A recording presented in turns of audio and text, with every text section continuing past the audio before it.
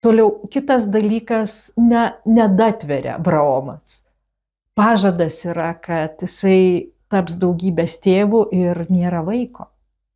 Ir tada pasitarę su žmona, su Sara, nusprendžia, vat paimsim tarnaitę ir pasidarysim vaiką kitaip.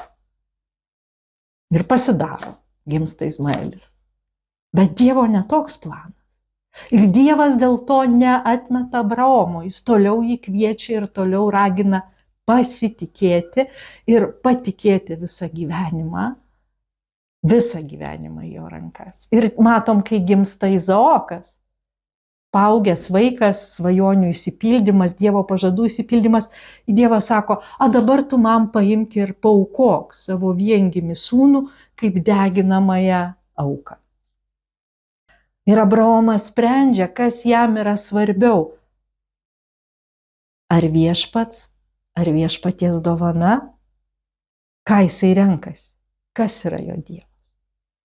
Ir jisai įtiki, kad turi pasikliauti ir čia Dievu savo.